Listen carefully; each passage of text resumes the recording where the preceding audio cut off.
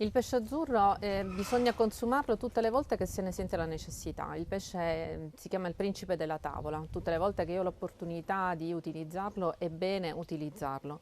Può essere utilizzato come condimento in abbinamento a un primo piatto perché comunque mi crea la sinergia di un piatto completo, quindi carboidrati, proteine e poi delle verdure a supporto. Può essere utilizzato solo come un secondo piatto contornato di verdure e di una buona quantità di olio di oliva, perché l'olio di oliva permette di migliorare, si dice, il pattern dei grassi e di conseguenza di migliorarne l'assorbimento allo stesso tempo quando noi lo andiamo a mangiare. Quindi gli omega 3 di cui è molto ricco sono diciamo indicatissimi e oltretutto hanno un'azione sinergica proprio con con l'olio di oliva e i polifenoli in esso contenuto. Un piccolo appunto su due categorie di persone, gli sportivi e le donne in gravidanza.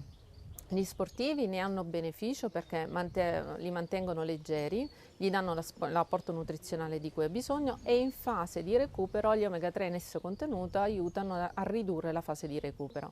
La donna in gravidanza, che generalmente viene un po' limitata nell'apporto dei cibi e soprattutto sul pesce, in quanto ci sono altri tipi di pesce che sono definiti pesce azzurro, quale il tonno per esempio, che viene sconsigliato in gravidanza per l'apporto di metalli pesanti. Invece il pesce povero, quindi questo pesce di piccola taglia che è abbondante dal punto di vista proprio della quantità nei mari, mi permette allo stesso tempo di non avere una vita lunga e quindi di non accumulare per lungo tempo il mercurio.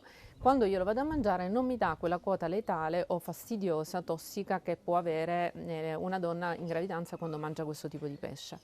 Un'altra cosa importante è, da buon nutrizionista, guardare anche la sostenibilità, sostenere l'utilizzo del pesce, cioè come pesce, questo il pesce povero, essendo presente in grandi quantità, avendo una stagionalità, quindi una periodicità in cui maggiori quantità in un periodo dell'anno rispetto ad un altro, ma ripeto, sempre presente sulle nostre tavole, ci permette di avere anche un occhio di riguardo all'ambiente.